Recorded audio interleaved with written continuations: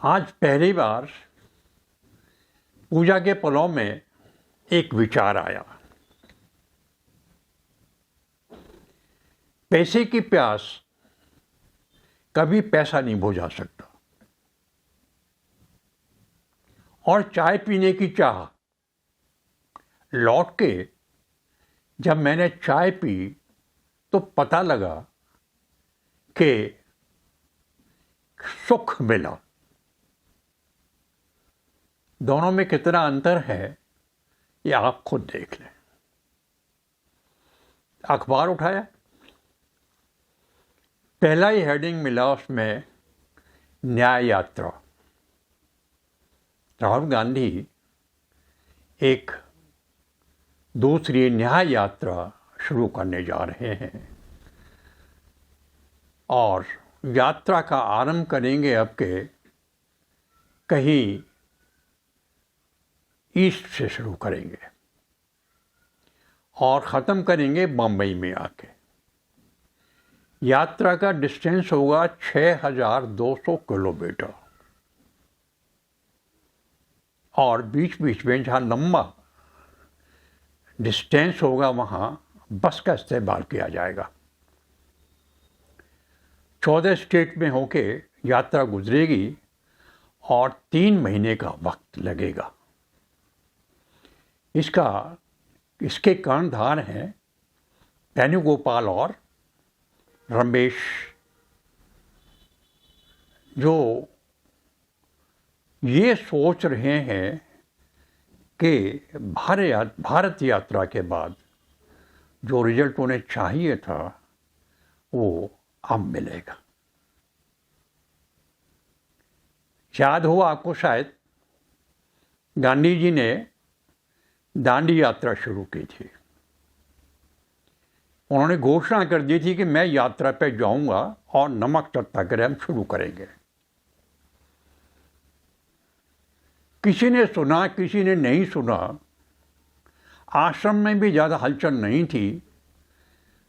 बापू से कहा कुछ लोगों ने, बापू छोड़िए, इस बात का कोई अर्थ नहीं मिलेगा, आपको कोई फायदा नहीं होगा।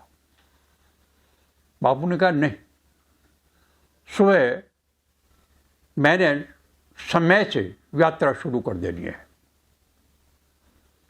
और बापू समय से यात्रा शुरू कर रहे थे। कुल 3-4 आदमी उनके साथ थे एज ए बॉडीगार्ड, कि शायद जब थक हार जाएंगे तो उनको साथ ले आएंगे। शाम को यात्रांत में 5-7 आदमी और इकट्ठे हो गए। लोगों ने सोचा शायद बापू अभी मान जाएंगे, माने नहीं और वो दांडी मार्च इतिहास में एक स्तंभ बन गया आज तक के लिए। अब देखते हैं राहुल गांधी न्याय यात्रा पर जा रहे हैं, लेकिन उन्हें यह तो जनता को बताना ही पड़ेगा कि वो कौन से अन्याय के खिलाफ आवाज उठा रहे हैं।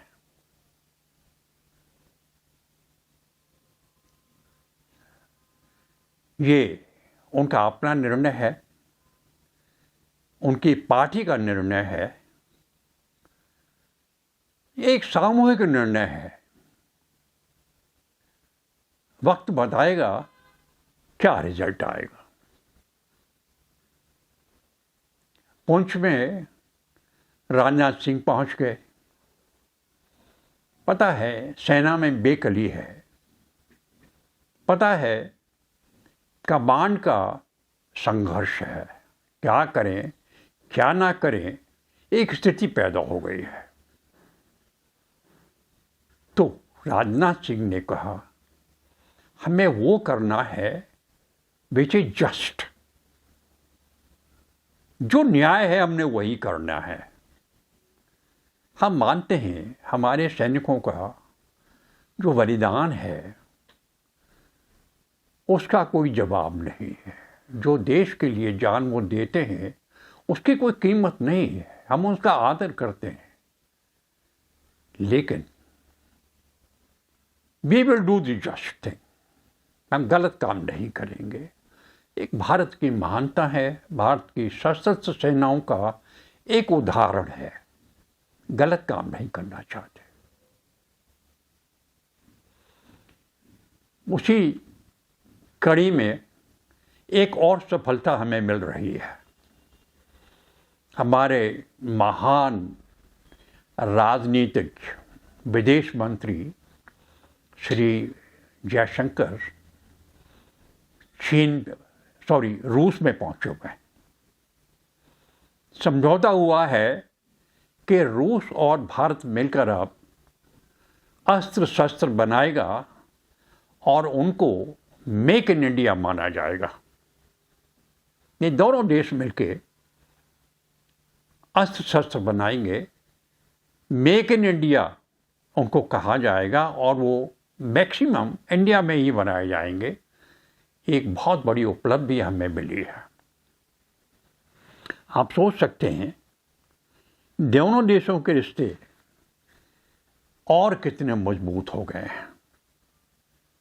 इससे दोनों देशों का भला है, इसमें एक का नहीं, दोनों देशों का भला है।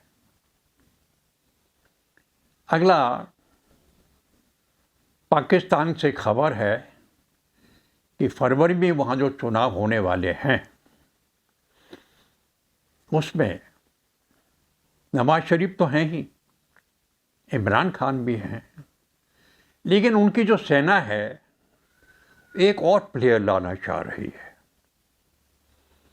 चूँकि उनका अब ना नवाज शरीफ से गुजारा होगा ना इमरान जी से होगा।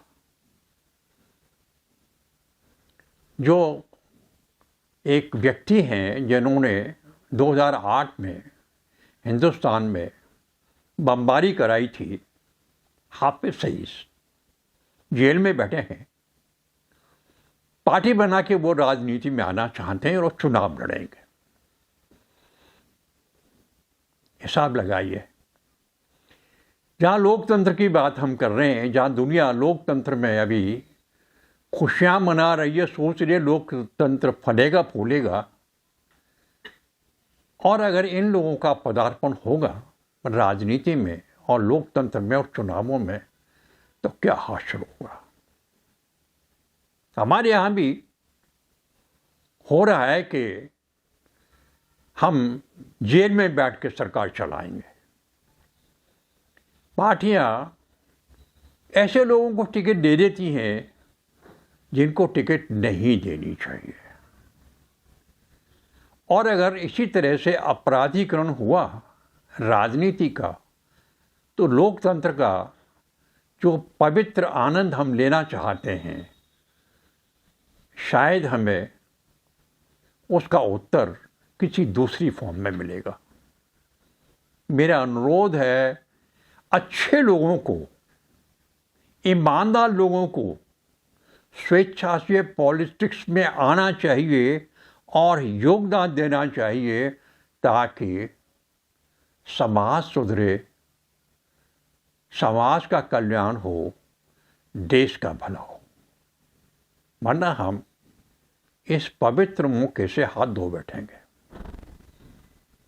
मैं अपनी बात ही नहीं कर रहा, दुनिया भर की बात कर रहा हूँ कि दुनिया में जो ट्रेंड चल रही है अपराधीकरण की, गलत है।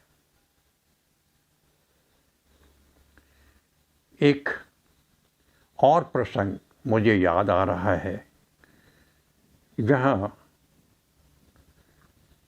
एक कलाकार को ऑस्कर मिला और उन्होंने आत्महत्या कर ली। ऐसा जब होता है जब हम मेरी सफलता को पचा नहीं पाते। हमें लगता है हम इतने ऊपर हैं, इतने श्रेष्ठ हैं, और हम कुछ भी कर सकते हैं, और कर बैठते हैं नशा। इतना ऊपर चढ़ के आदमी जब इतना नीचे गिर जाता है, दुख होता है, थोड़ा सा बहुत दुख होता है। अब अपने बारे में थोड़ी बात करूंगा। एक उपन्यास लिखने का मन हुआ, कारण अपनी ही जिंदगी के बहुत सारे उतार चढ़ाव देखे, सफलताएं देखी, असफलताएं देखी, अच्छा देखा, बुरा देखा, और मैंने महसूस किया कि कभी कभी हम सोचते हैं ये काम मैं चुटकी बजा के कर डालूंगा, भाई जी वही काम नहीं होता। कभी कभी हम सोचते हैं यार ये तो असंभव है, हो ही नहीं सकता, देखते देखते सब हल हो जाता है, नतीजा हाथ में होता है। हम सोचते हैं यार ये तो हो गया। इन्हीं विसंगतियों को लेकर मैंने एक उपन्यास लिखा, टेढ़ी लकीर। टेढ़ी लकीर, किस्मत का कोई भरोसा नहीं, ऊंट का कोई भरोसा नहीं, कब किस करवट बैठ जाए। हैंस हमें तैयार रहना चाहिए हर मौके के लिए, हर सुविधा के लिए, हर व्यवधान के लिए। उपन्यास आपके सामने है, टेढ़ी लकीर। प्रणीता पब्लिकेशन ने छापा है। आप चाहें तो प्रणीता पब्लिकेशन को कांटेक्ट कर सकते हैं और उपन्यास को आप पढ़ सकते हैं। मेरी एक ही राय, घबराना नहीं, रुकना नहीं, चलते चले जाएं। जैसे कि टेढ़ी लकीर का नायक चलता ही चला जाता है, चलता ही चला जाता है, and he ends but a good news. Best of luck. कविता सुनाऊंगा आज आपको, आपके लिए लिखी है। विचार आ जाते हैं, लिख देता हूं। अभी वही प्रेम प्रसंग।